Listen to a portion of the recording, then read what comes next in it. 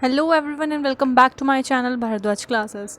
जैसे कि आपको पता है मैंने लास्ट वीडियो पोस्ट कर चुकी हूँ। मैं अपनी अकाउंटेंसी क्लास 12th का हम चैप्टर पढ़ रहे थे। सेकंड चैप्टर हमने स्टार्ट किया था accounting for partnership form. Partnership के बारे में बहुत कुछ हमने जाना था फर्स्ट पार्ट के अंदर। ये सेकेंड पार्ट है वीडियो का। और पार्टनरशिप जैसे कि आपको इसमें दिख ही रहा है कि कितनी सारी चीज़ें हमने इसके फीचर्स वगैरह पढ़े थे।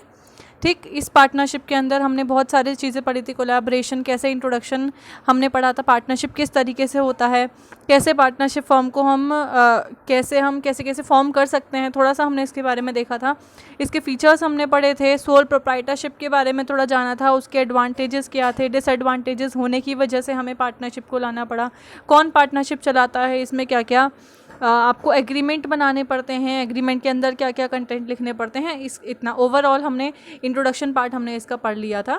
ठीक, इसके बाद अब ये सेकेंड पार्ट है जिसमें हम कुछ स्पेशल एस्पेक्ट्स पढ़ेंगे पार्टनरशिप अकाउंट्स के।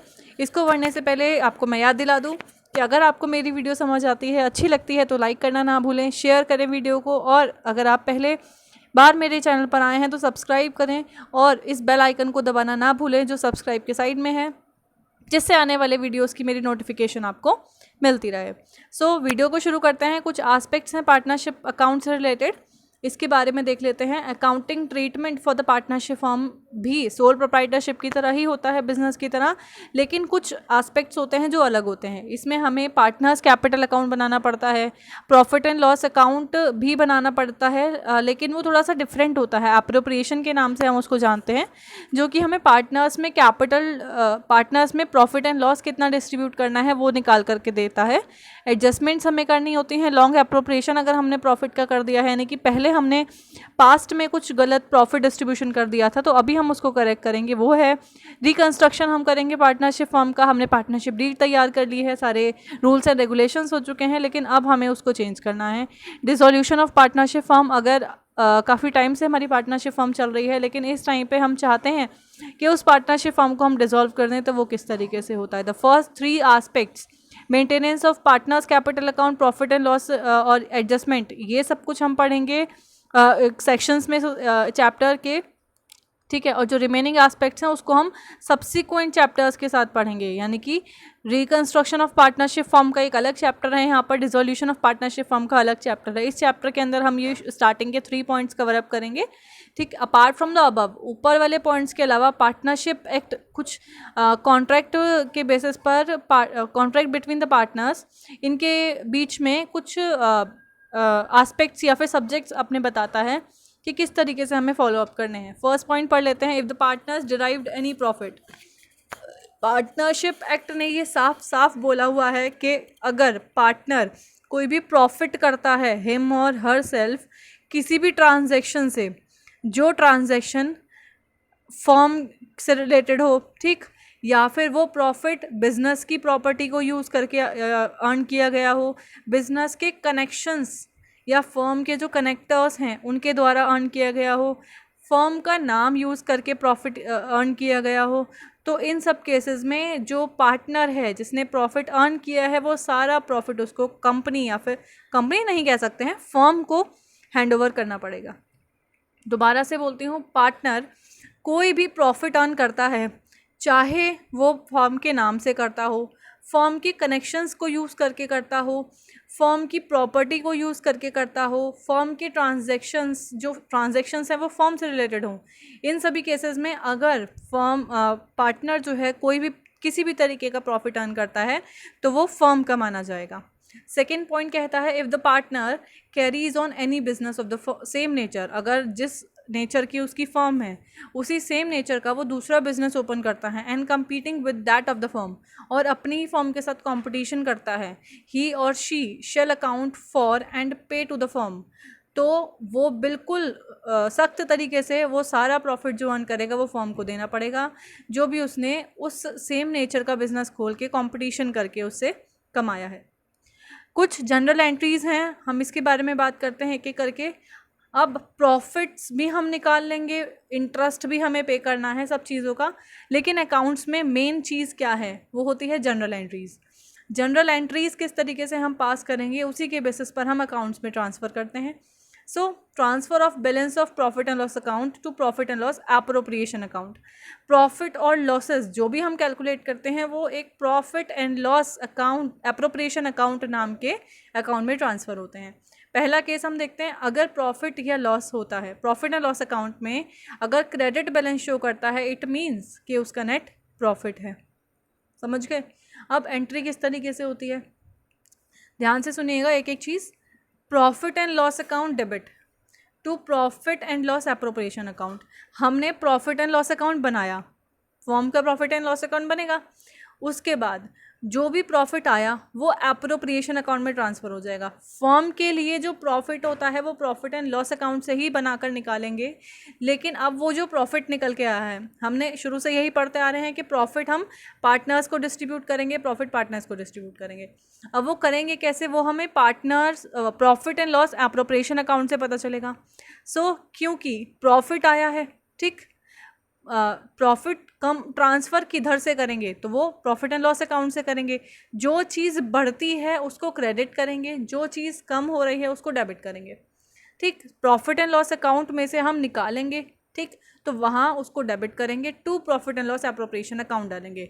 और अगर हम जर्नल एंट्री में टू करके लिखते हैं तो वो हम जब लेजर बनाते हैं, पर्टिकुलर्स लिखते हैं, हमेशा हम राइट साइड पर तो लिखते हैं बाय और लेफ्ट साइड पर लिखते हैं हम टू। तो अगर प्रॉफिट आता है तो हम to profit and loss appropriation account लिखेंगे, अगर लॉस आता है तो by profit and loss appropriation account लिखेंगे। ठीक, क्रेडिट बैलेंस का मतलब प्रॉफिट ही होता है। ठीक है, तो जनरल एंट्री में वो क्रेडिट साइड आती है, लेकिन जब हम अकाउंट बनाते हैं वो टू साइड चली जाती है, मीन्स द डेबिट साइड। इसी तरीके से to profit and loss account shows the debit balance, अगर वो नेगेटिव है, लॉस दिखा रहा है, तो profit and loss appropriation account इस बार कम नहीं कह सकते हैं हम, लेकिन लॉस हुआ है इस तरीके से। और क्योंकि profit and loss account profit के केस में डेबिट था, लॉस के केस में क्रेडिट हो जाएगा। सेकेंड एंट्री देख लेते हैं, इंटरेस्ट ऑन कैपिटल। अभी हम कैपिटल जो पार्टनर्स ने हमें दी है, अगर पार्टनरशिप डीड है तो हम इंटरेस्ट भी उस पर देते हैं, जैसे कि हमने पढ़ा था for crediting the interest on capital, क्योंकि हमें पार्टनर्स को कैपिटल देनी है तो पार्टनर्स का अकाउंट बढ़ेगा, पार्टनर्स के पास पैसा जाएगा। इसकी एंट्री हमने बनाई इंटरेस्ट ऑन कैपिटल अकाउंट, क्योंकि हम कैपिटल दे रहे हैं उसी के नाम से अकाउंट बना होगा। Interest and capital account debit to partners capital या फिर करंट अकाउंट, जो भी हो सकता है। इसका भी मैं आगे केस बताऊंगी कि कैपिटल और करंट दो चीज़ें क्यों लिखी हुई हैं। इसी तरीके से अगर लॉस होता है तो profit and loss appropriation account debit to interest on capital. अब लॉस नहीं होता, ये दो एंट्री साथ में होती हैं बेसिकली, लॉस की बात तो है ही नहीं, इंटरेस्ट ऑन कैपिटल की बात है। ठीक, तो interest on capital account debit to partners capital current account. अब जो हमने इंटरेस्ट ऑन कैपिटल डेबिट किया था, जो अकाउंट खोला है, अब उसको क्लोज भी करना पड़ेगा, और क्लोज करेंगे profit and loss appropriation account में भी, क्योंकि सारा जो प्रॉफिट का डिस्ट्रीब्यूशन है वो हमारा profit and loss appropriation account में ही हो रहा है। ठीक, तो क्योंकि profit and loss appropriation account debit to capital account. समझ आया? इसके बाद इंटरेस्ट ऑन ड्राइंग्स, अगर ड्राइंग्स होती हैं तो उस पर भी कोई इंटरेस्ट जाता है। For charging interest on drawings to the partners capital account, क्योंकि पार्टनर की कैपिटल अकाउंट पर इंटरेस्ट हम लगाएंगे, तो पार्टनर्स कैपिटल और current account debit to interest on drawings account. समझ आया? अगर कैपिटल बढ़ती है तो क्रेडिट होता है, कैपिटल कम होती है तो डेबिट होता है। यहाँ पर भी कैपिटल बढ़ रहा, यहाँ पर क्या हो रहा है, ड्राइंग करने से पार्टनर की कैपिटल जो है वो कम हो रही है, इसलिए हमने पार्टनर्स कैपिटल और current account debit to interest on drawing लिख दिया, क्योंकि इंटरेस्ट ऑन ड्राइंग खुला है और वो प्रॉफिट एंड लॉस एप्रोप्रिएशन में ज़रूर जाएगा, तो पहले हमने क्रेडिट किया था, अब हम उसको डेबिट कर देंगे। जब हम इसका अकाउंट बनाएंगे प्रॉपर बेसिक, तब हम और सीखेंगे, इसको समझ में आएगा देख करके। पार्टनर को सैलरी भी देनी है, अगर लिखा है पार्टनरशिप डीड में, तो for crediting partner salary to the partners capital account. अब क्योंकि फिर से पार्टनर्स की कैपिटल बढ़ने वाली है, तो salary to partner account debit to partners capital और करंट अकाउंट, क्योंकि सैलरी टू पार्टनर खोला है तो profit and loss account debit to salary to partners capital account. इसके बाद पार्टनर को कमीशन भी देनी है, अगर डीड में लिखा है तो for crediting commission to the partner, दोबारा से पार्टनर का कैपिटल अकाउंट बढ़ेगा, क्योंकि जो चीज़ पार्टनर को मिल रही है कैपिटल अकाउंट बढ़ेगा उसका। So commission to partner account debit to partners capital और current account. For transferring commission paid to the partner, जो पे किया है उसको profit and loss appropriation account में दिखाएंगे। So appropriation account debit to commission to partner capital और current account. Profit and loss का अब हम एप्रोप्रिएशन करें, शेयरिंग प्रॉफिट और loss after appropriations. Appropriations means सारा उसको खर्चा पर्चा देने के बाद जो अब हमारा प्रॉफिट बचता है वो अब डिस्ट्रीब्यूट होगा पार्टनर्स के। ठीक, प्रॉफिट अगर आता है, ठीक है, तो appropriation, profit and loss appropriation account debit to partners capital account और करंट अकाउंट। अगर लॉस आता है तो पार्टनर्स कैपिटल और current account debit to profit and appropriation account. Profit आता है तो कैपिटल अकाउंट क्योंकि बढ़ जाएगा इसलिए हमने क्रेडिट किया है, लॉस के केस में उल्टा कर देंगे। अभी यहाँ पर डिस्ट्रीब्यूशन किस तरीके से होना है प्रॉफिट्स का वो देख लेते हैं। सबसे पहले ट्रांजैक्शन जो भी होगी पार्टनरशिप फॉर्म में वो principle of double entry book keeping system से होगी, यानी कि एक ही एंट्री के दो इफेक्ट ज़रूर आएंगे। जैसे हमने एप्रोप्रिएशन अकाउंट प्रॉफिट शेयर करते हुए देखे थे, एप्रोप्रिएशन में भी जाएगा और कैपिटल और करंट अकाउंट में भी जाएगा। Second point, in case of sole proprietorship concern, एक partnership form will also prepare trading account, profit and loss account and balance sheet at the end of year. ये भी ज़रूर बनानी है और साथ में profit and loss appropriation account भी बनेगा और इंडिविजुअली कैपिटल और करंट अकाउंट भी बनेगा। ओनली डिफरेंस क्या है अकाउंटिंग में सोल ट्रेडर और पार्टनरशिप फर्म का, कि प्रॉफिट जो है पार्टनरशिप फर्म का वो पार्टनर्स में डिवाइड होता है, सोल प्रोप्राइटरशिप में तो सिंगल ओनर होता है। A profit and loss appropriation account is prepare to show the distribution of profits among partners. Profit and loss appropriation account जो है वो सिर्फ प्रॉफिट कैसे डिस्ट्रीब्यूट होना है वो शो करने के लिए बनाया जाता है पार्टनरशिप डीड के प्रोविजंस के अकॉर्डिंग। ठीक, या फिर अगर पार्टनरशिप डीड नहीं है तो पार्टनरशिप एक्ट 1932 के अकॉर्डिंग बनाया जाता है। एक्सटेंशन होता है प्रॉफिट एंड लॉस अकाउंट का, नॉमिनल अकाउंट होता है, इसी वजह से वो credits, incomes and gains are credit और expenses and losses are debit. It records entries for interest on capital, interest on drawing salary to the partner, division of profit among the partner. Profit and loss appropriation account देख लेते हैं। Firm के लिए incomes and gains are credit, expenses and losses are debit. वही किया हुआ है, पहले क्रेडिट साइड देख लेते हैं। बाय प्रॉफिट एंड लॉस, अगर प्रॉफिट होता है तो यहाँ पर ट्रांसफ़र कर देते हैं हम। मैनेजर की कमीशन यहाँ से लेस कर देंगे, डायरेक्टली जो प्रॉफिट्स में से लेस होता है वो। इंटरेस्ट ऑन पार्टनर्स लोन, ठीक है, पार्टनर ने जो लोन दिया था उस पर इंटरेस्ट माइनस। रेंट अगर हमें पार्टनर को देना है तो वो यहाँ से डायरेक्टली माइनस। इसी के साथ साथ नीचे इंटरेस्ट ऑन ड्राइंग, अगर पार्टनर ने समय से पहले कुछ ड्राइंग्स की हैं तो उसका जो इंटरेस्ट है वो पार्टनर कंपनी को पे कर रहा है। इनकम होगी इसलिए हमने बाय साइड लिखा है, मींस क्रेडिट साइड लिखा है। इसके बाद हम डेबिट साइड जाते हैं टू इंटरेस्ट ऑन कैपिटल, क्योंकि फर्म कैपिटल पे इंटरेस्ट दे रही है तो डेबिट लिखा है। Incomes and expenses and losses are debit. ठीक, हमने एंट्रीज भी ऐसे ही बनाई थी, कैपिटल बढ़ रही है इसलिए हमने क्रेडिट किया था, और क्रेडिट का मतलब एंट्री में टू साइड लिखा हुआ था, जहाँ पर जिस एंट्री में टू लिखा होता है वो जब हम अकाउंट बनाते हैं वो उसी साइड पर जाती है। ये याद रखने का तरीका है। ठीक, टू पार्टनर सैलरी देंगे तो इसलिए डेबिट, पार्टनर को कमीशन मिलेगा इसलिए डेबिट। ये मैनेजर का कमीशन अलग चीज़ था, मैनेजर को देना है। इंटरेस्ट पार्टनर से, interest on partners loan, partner से लिया गया लोन का इंटरेस्ट था, और रेंट पेड टू पार्टनर। ये तीनों चीज़ें आप अगर ध्यान से देखें तो ये पर्टिकुलर पार्टनर की हैं जिससे हम लेंगे। लेकिन अगर हम डेबिट साइड देखें तो यहाँ पर ये सारे पार्टनर्स की बात हो रही है, जो भी करना है सारे पार्टनर्स को देना है, इसलिए हमने उसको डायरेक्टली माइनस किया है प्रॉफिट में से सबसे पहले। ठीक, जनरल रिजर्व हम ट्रांसफ़र करेंगे, अभी इसका भी देखेंगे, ये एंट्री में ऐसे निकल करके आता है। To divisible profit transfer to the partner, अब ये वाला डिविजिबल प्रॉफिट और नीचे वाला डिविजिबल प्रॉफिट बाय साइड का, इन दोनों को हम छोड़ देंगे क्योंकि पहले बैलेंसेस करेंगे। जहाँ पर भी बैलेंस आएगा उधर की साइड हम अमाउंट लिखेंगे और फिर उसको पार्टनर्स में रेशियो के अकॉर्डिंग या फिर इक्वली हम उसको डिस्ट्रीब्यूट कर देंगे, जैसे भी होगा।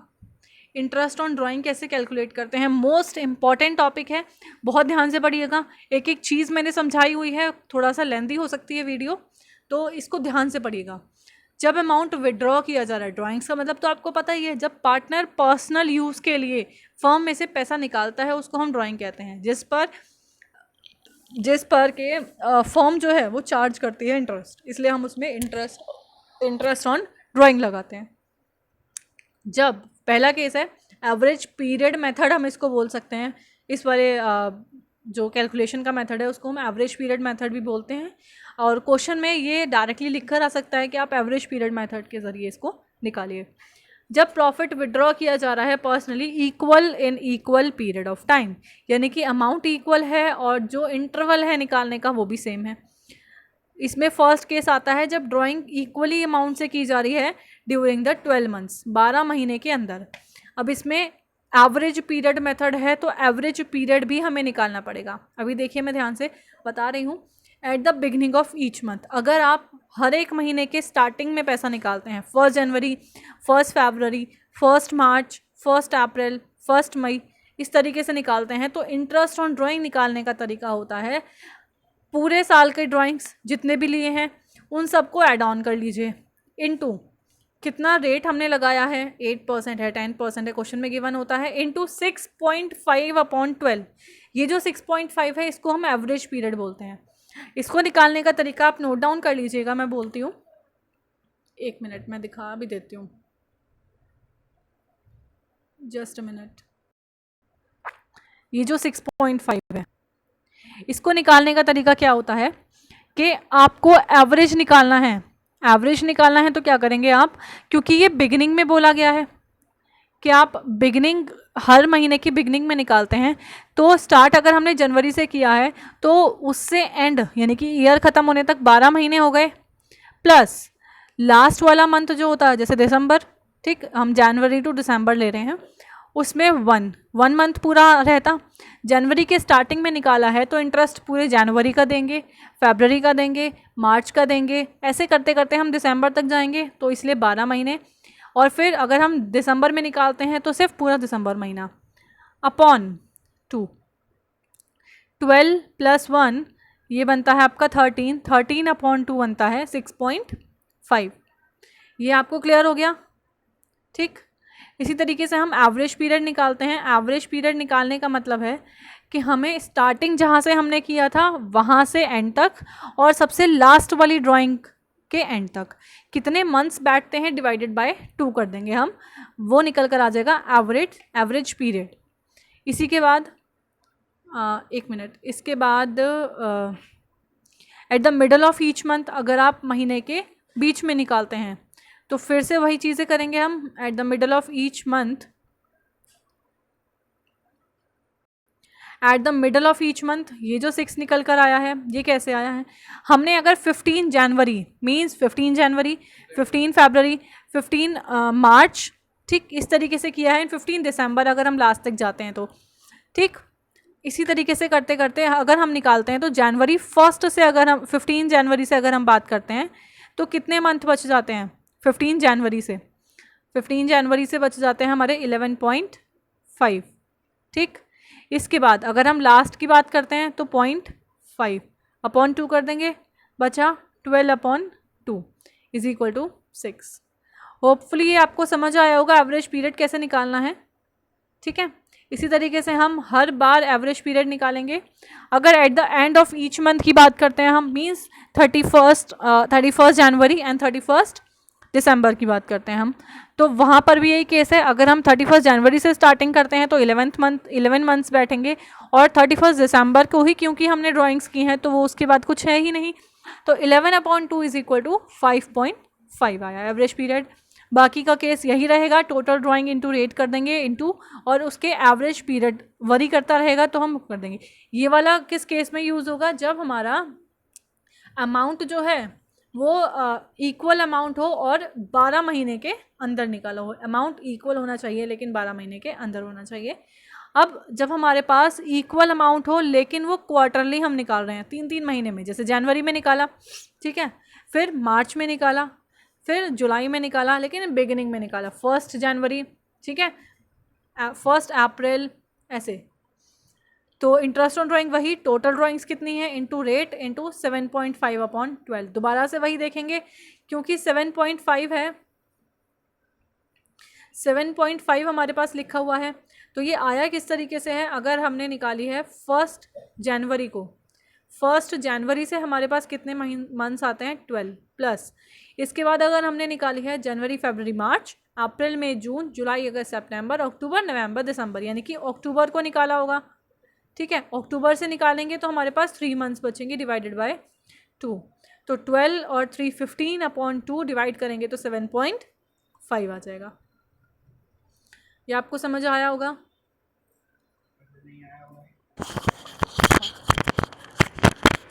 यहाँ पर इसने कहा है at the middle of the quarter.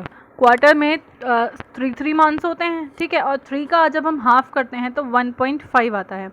अगर हमने जनवरी की बात करते हैं, जनवरी, फरवरी और मार्च, इन तीनों के बीच में फरवरी आ रहा है, और फरवरी का भी अगर हम हाफ कर देंगे तो 15 फरवरी माना जाएगा। इसी तरीके से अक्टूबर, नवंबर और दिसंबर की अगर हम बात करते हैं तो नवंबर बीच में आएगा और नवंबर का भी 15 माना जाएगा, ठीक है। और अगर हम 15 से बात करते हैं तो एक मंथ ये और ये वाला 0.5 बन जाता है, इन दोनों के बीच में 0.5 का 1.5 का गैप है, ठीक है। तो जब हम 15 डेज फरवरी मीन्स 0.5 और वहाँ से दिसंबर काउंट करेंगे तो ये हमारा बैठेगा 10.5 प्लस। इसी तरीके से जब हम नवंबर की बात करेंगे तो ये बैठेगा 1.5 डिवाइडेड बाय 2 कर देंगे, 10 और 1 11 और 12/2 जब हम करेंगे तो इसका आंसर आएगा 6। ये सब करने के बाद हमने अपना एवरेज पीरियड निकाला जो कि आया हमारे पास 6, ये 6 निकल करके आ गया है। ऐसे ही हम 4.5 निकाल लेंगे, ठीक। ईच क्वार्टर के एंड में अगर हम बात करते हैं means last March and last December, तो मार्च के बाद अप्रैल, मई, जून, जुलाई, अगस्त, सितंबर, अक्टूबर, नवंबर, दिसंबर मीन्स 9/2 दैट इज 4.2। इसके बाद हम नेक्स्ट बात करते हैं when the drawing of equal amount are made during 6 months. 6 months when the drawings of equal amount are made during the 6 months. Same amount है लेकिन 6 मंथ्स के बाद अंदर है, and eight the end of 6 months अगर हम कहेंगे, eight the end of, and नहीं यहाँ पर स्टार्टिंग होगा, eight the beginning of 6 months होगा, ठीक। तो वहाँ से अगर हम जनवरी 1 से बात करते हैं तो 12, ठीक, 12 और 6 18, यहाँ पर एंड की जगह आप बिगिनिंग कर लीजिएगा, ठीक है। ठीक है, 12 + 6 18, 18 डिवाइडेड बाई 2 9 आ जाता है, इसलिए एवरेज पीरियड इसमें हमारा 9 हुआ। मिडल में वही चीज़, मिडल की बात करते हैं तो 9 मंथ्स अगर हम काउंट करते हैं, जनवरी, फरवरी, मार्च, मार्च से अगर हम स्टार्ट करते हैं तो 9 months plus 3, 9 and 3 12, 12/2 that is 6, हमारा 6 एवरेज पीरियड निकल करके आ गया है, ठीक। इसके बाद अगर हम एट द एंड की बात करते हैं ऑफ 6 मंथ, 6 मंथ के एंड में बात करते हैं तो 6 + 0/2 आ जाएगा, यहाँ पर आ गया 3। समझ आता है? इसी के साथ आगे बढ़ते हैं। If when drawings of equal amount are made and one were accounting year is only for 6 month. सिर्फ 6 मंथ्स का हमारा अकाउंटिंग पीरियड है, अगर हम बिगिनिंग में निकालेंगे, ठीक, 6 मंथ्स का है सिर्फ हमारा अकाउंटिंग पीरियड, मीन्स हम मान लेते हैं जनवरी से, ठीक, जनवरी टू जनवरी, फरवरी, मार्च, अप्रैल, मई, जून, इतना मान लेते हैं। बिगिनिंग में करेंगे तो 6 + 1/2 7/2, जिसका आ जाएगा आंसर 3.5। इसी के बाद नेक्स्ट हम देख लेते हैं मिडल ऑफ ईच मंथ अगर हम बात करते हैं हर एक मंथ के बीच में, तो ये बन गया 5.5 + 0.5/2, ये बन गया 6/2 दैट इज 3, हमारा एवरेज पीरियड निकल करके आ गया 3। इसी तरीके से अब हम आगे चलते हैं।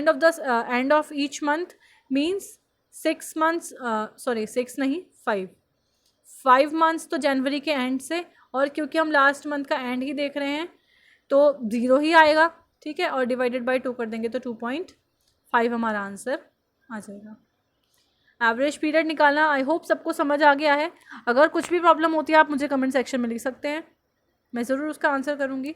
व्हेन अमाउंट विड्रॉ अनइक्वली, अभी तक हमारा क्या था, अमाउंट इक्वल था, एक टाइम पीरियड में अमाउंट इक्वल था, ठीक, इज़ ऑल्सो अनइक्वल। अब यहाँ पर क्या हो गया कि अनइक्वल टाइम है और अनइक्वल ही अमाउंट है, दोनों ही चीज़ अनइक्वल हैं।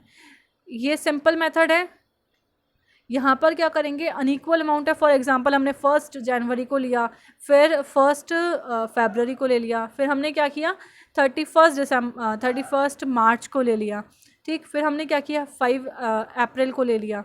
इसी तरीके से डेट्स अलग अलग हैं, टाइम पीरियड अलग अलग है, अमाउंट अलग अलग है। इस केस में सारा टोटल अमाउंट जितना भी अर्निंग है उसको प्लस करेंगे। टोटल ड्राइंग्स बेसिकली हम प्लस करेंगे, रेट लगाएंगे, ठीक है, और टाइम लिख देंगे।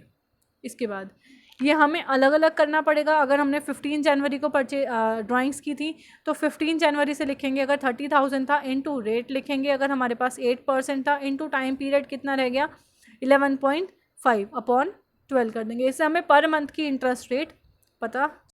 आई होप आपको सबको समझ आ गया होगा कि सिंपल मेथड से हमें कैसे इंटरेस्ट रेट निकालना है। जनवरी का निकालने के बाद अगर फरवरी में कोई इंटरेस्ट निकाला हुआ है 18 से, या वो डेट वाइज आप छोड़िए, बेसिक मोटा मोटा देखिए 1 और 15 से, ठीक है। इसके बाद एक आता है प्रोडक्ट मेथड। प्रोडक्ट मेथड में क्या होता है, एक टेबल बनती है, टेबल से हमें करना होता है।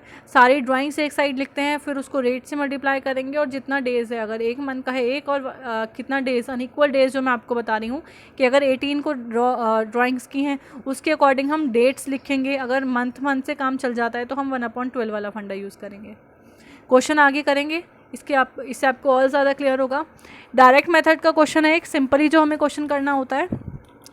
वेलन एक पार्टनर है जिसने ड्राइंग्स की है 20,000 रुपीज़ की 1 अप्रैल 2018 को। इंटरेस्ट ऑन ड्राइंग जो है वो 10% चार्ज होगा पर एनम। कैलकुलेट करना है हमें interest on drawings on 31 December 2018। एक जनरल एंट्री भी हमें इसमें पास करनी है फ्लक्चुएटिंग कैपिटल मेथड के साथ। कैपिटल के बारे में मैं आपको बताऊंगी बाद में। 2 तरीके की कैपिटल्स होती हैं। सबसे पहले हमें इंटरेस्ट ऑन ड्राइंग निकालना है, अमाउंट ऑफ ड्राइंग लिखेंगे, रेट ऑफ इंटरेस्ट करेंगे और पीरियड लगा देंगे। जैसे सिंपल डायरेक्ट मेथड में आपको बताया 20,000 है अमाउंट, 10% लगेगा 10/100 इंटू अप्रैल से दिसंबर काउंट कर लीजिए, 9 मंथ्स आएंगे तो 9/12 1500 आंसर आ जाता है। जनरल एंट्री पास करेंगे क्योंकि हमें कैपिटल पार्टनर को क्योंकि हमें इंटरेस्ट देना है तो उसकी कैपिटल, सॉरी उल्टा बोल दिया मैंने, ड्राइंग क्योंकि पार्टनर ने की है तो पार्टनर हमें इंटरेस्ट पे करेगा, और क्योंकि वो हमें इंटरेस्ट पे करेगा उससे उसकी कैपिटल कम हो जाएगी, मीन्स उसके पास पैसा कम हो जाएगा। इसलिए partners capital account debit, partner का नाम है वेलन, तो Velan's capital account debit to interest on drawings. नीचे हम ज़रूर लिखते हैं इंटरेस्ट ऑन ड्राइंग्स चार्ज 1500, और क्योंकि हमने अभी 1500 अमाउंट निकाला था इसको रिवर्स कर देंगे, interest on drawing account debit to partners profit and loss appropriation account. Hopefully आपको समझ आ रहा है। नेक्स्ट क्वेश्चन पढ़ते हैं। अरुण एक पार्टनर है, पार्टनरशिप फॉर्म में as per the partnership deed interest on drawing is charge at 12% per annum during the year ended 31 December 2018। Question है 1 मार्च को इसने 6,000 विड्रॉ किए थे, 1 जून को 4,000 किए थे, 1 सितंबर को 5,000 किए थे, 1 दिसंबर को 2,000 किए थे। 3 मंथ्स का गैप आपको दिख रहा होगा, मार्च अप्रैल में जून, ठीक, जून जुलाई अगस्त छोड़ के सितंबर अक्टूबर नवंबर छोड़ के दिसंबर, 3 मंथ्स का गैप है। कैलकुलेट करना है amount of interest on the drawings. Interest drawing का चार्ज करना है, अमाउंट ऑफ ड्राइंग लिखेंगे, रेट ऑफ इंटरेस्ट मल्टीप्लाई कर देंगे, पीरियड ऑफ इंटरेस्ट कर देंगे। अलग अलग करेंगे क्योंकि हमें सिंपल डायरेक्ट मेथड से करना है। मार्च 1 की बात करेंगे, 6,000 इंटू 12% रेट इंटू 10 मंथ्स है, 10/12 600 आ जाएगा। 1 जून को जो किया था 4,000 इंटू 12% रेट था, 7 मंथ्स बचे हुए थे, अपॉन 12 280 आ गया। विड्रॉन ऑन 1 सितंबर हमने किया था, 5,000 इंटू 12 रेट था, इंटू 4/12 कर दिया, 200 आ गया। 1 दिसंबर को किया था, 2,000 अमाउंट था, 12% रेट था, एक महीना बचा हुआ था, 20 रुपये आ गया। इन सबको प्लस करेंगे। So the amount of interest on drawing, overall interest on drawing is eight the end of year is 1,100 rupees. Third question देख लेते हैं। आई होप आप सबको समझ आ रहा है। अनबू एक पार्टनर है, पार्टनरशिप फॉर्म में as per the partnership deal interest on drawings is charge at 12% per annum during the year ended 31 March 2018। Date के अकॉर्डिंग दिया हुआ है 1 मार्च, सेम वही चार्ट है, 6,000 रुपीज़। मैं आपको सजेस्ट करूँगी कि एक बार आप इसका स्क्रीनशॉट ले लीजिए, पहले अपना आंसर कर लीजिए, उसके बाद ही आप मेरा आंसर चेक करिएगा। आप 2 क्वेश्चंस में आपको आई होप समझ आ गया होगा कि किस तरीके से करना है। इसको सिंपल मेथड से करके देखिए। इस क्वेश्चन में ये प्रोडक्ट मेथड से दिखाया हुआ है मैंने, ठीक। 1 मार्च वही सारा अमाउंट सेम है, डेट सेम है। इंटरेस्ट ऑन ड्राइंग कैसे निकलेगा, sum of the product into rate of interest into 1/12। Sum of the product अभी इसको छोड़ दीजिए, टेबल देखिए पहले। 1 मार्च को हमने 6000 विड्रॉ किए थे, पीरियड था 31 दिसंबर तक का, इसलिए वहाँ तक कैलकुलेट करेंगे 10 मंथ्स आएगा। जून से करेंगे 7 आएगा, सितंबर से करेंगे 4 आएगा, दिसंबर से करेंगे 1 आएगा। प्रोडक्ट हमें किसका करना है, हम नाम दे देते हैं इसको हमने नाम देना है। तो ये ए मान लीजिए, ये बी मान लीजिए, ये सी मान लीजिए और ये डी मान लीजिए। ए में हमें डेट्स ऑफ ड्राइंग्स बताई हुई हैं, कब कौन कौन सी डेट पर इन्होंने ड्राइंग की थी। अमाउंट ऑफ विड्रॉन बी में बताया हुआ है, पीरियड सी में है, और डी में प्रोडक्ट जो हम करेंगे वो इन दोनों का करेंगे। बी और सी को मल्टीप्लाई करेंगे तो हमारे पास डी निकल करके आएगा। 6000 into 10 60,000, 4000 into 7 28,000, 5000 into 4 20,000 and 2000 into 1 2000। इन सबको प्लस करेंगे, sum of the product is 1,10,000। Total withdraw जो हुआ था वही हमने यहाँ पर लिखा है। इंटरेस्ट ऑन ड्राइंग में जो लिखा हुआ है ये वाला अमाउंट, ये यही लिखा हुआ है कि interest on drawing is sum of the product into rate of interest कितना है 12% पर एनम इनटू 1/12। एक मंथ का निकालने के लिए जो है वो 1100 आया है। यही 1100 हमें डायरेक्ट मेथड से भी आया था, यही 1100 हमें प्रोडक्ट मेथड से भी आया है। आगे चलते हैं नेक्स्ट क्वेश्चन। पहले स्क्रीनशॉट ले लीजिएगा, खुद सॉल्व करके देखिए, उसके बाद मेरा आंसर चेक करिएगा। जॉन एक पार्टनर है फर्म में, ही विड्रॉ 1000 पर मंथ रेगुलरली, यानी कि अमाउंट सेम है और टाइम पीरियड भी सेम है। अब ये सबसे पहला जो मैंने मेथड समझाया था एवरेज पीरियड मेथड, उसके बेसिस पर करना है। Interest on the drawing is charge 5% per annum. Calculate करेंगे interest on drawing using the average period method. Beginning every month के बिगिनिंग में अगर हम करते हैं तो 1000 इंटू 12, ठीक है, 12,000 आ जाता है टोटल अमाउंट अगर विड्रॉ कर रहे हैं हम, ठीक। तो पहले में एवरेज पीरियड हमने निकाल लिया 6.5, पहले ही समझा चुकी हूँ मैं। अमाउंट लिखेंगे, रेट लिखेंगे, एवरेज पीरियड लिखेंगे and the answer is 325। Second है मिडल ऑफ एवरी मंथ अगर हम करते हैं, एवरेज पीरियड निकालेंगे, सबसे पहले 6 आया। इंटरेस्ट ऑन ड्राइंग का फॉर्मूला हम नोट डाउन करेंगे। 12,000 अमाउंट था हमारा, ओवरऑल टोटल अमाउंट जो था 5% लगाना है, 6 एवरेज पीरियड लगा के 300 आंसर आ जाता है। ड्राइंग अगर हम eight the end of month करेंगे, एवरेज पीरियड 5.5 है। इंटरेस्ट ऑन ड्राइंग हमने चार्ज करना है तो पहले फॉर्मूला लिख लेंगे। टोटल अमाउंट था 12,000, 5% रेट और average period 5.5, and the answer is ₹275। इसके बाद एक और क्वेश्चन देख लेते हैं, पहले स्क्रीनशॉट ले लीजिए, आंसर कर लीजिए, उसके बाद मेरा आंसर चेक करिएगा। क्वेश्चन है प्रिया एंड कविता पार्टनर्स हैं। रिया ने 4,000 रुपीज़ ड्रॉ किए हैं at the end of each quarter. अब सिर्फ क्वार्टर की बात हो रही है यहाँ पर। इंटरेस्ट ऑफ ड्राइंग है 6%, कैलकुलेट करना है एवरेज पीरियड मेथड से। कैलकुलेट करेंगे सबसे पहले कितना बैठता है 4,000, क्योंकि एक साल में 4 क्वार्टर्स होते हैं, 3 मंथ्स के 4 पेयर्स बनते हैं। इसमें 16,000 हमारा टोटल अमाउंट ऑफ ड्राइंग आ जाता है। एवरेज पीरियड निकालेंगे 4.5 आ जाएगा। इंटरेस्ट ऑन ड्राइंग का फॉर्मूला लगाएंगे, total amount of drawing into rate of interest into average period upon 12। सो 16,000 हमारा अमाउंट था, 6% हमारा जो चार्ज था, 4.5 एवरेज पीरियड अपॉन 12 और 360 हमारा आंसर आ चुका है, ठीक। Last question, Vanila and Isvari दोनों पार्टनर्स हैं। वनीला ने 5,000 ड्रॉ किए हैं at the beginning of each half year, हर एक हाफ ईयर के बिगिनिंग में। इंटरेस्ट ऑन ड्राइंग चार्जेबल है 4% पर एनम। कैलकुलेट करना है interest on drawing for the year ended. Average period method से कैलकुलेट कर लेंगे सबसे पहले एवरेज पीरियड, ठीक। Using the average period method drawings क्या थी 5,000, क्योंकि 6 मंथ्स का है, eight the beginning of each half year है तो 2 पेयर्स बन जाते हैं 6 मंथ्स के। 5,000 into 2 10,000 total amount of drawing आ गई। एवरेज पीरियड निकल करके आया हमारा, क्योंकि एंड ऑफ हाफ ईयर था, एट द बिगिनिंग ऑफ तो 9, end of each half year average period is 9, ठीक है। बिगिनिंग में था यानी कि 12 + 6 = 18, 18 divided by 2 9। Interest on drawing का फॉर्मूला लगाएंगे 10,000 इंटू 4/100, क्योंकि 4% था, 9 एवरेज पीरियड आया था, 300 हमारा आंसर आ गया।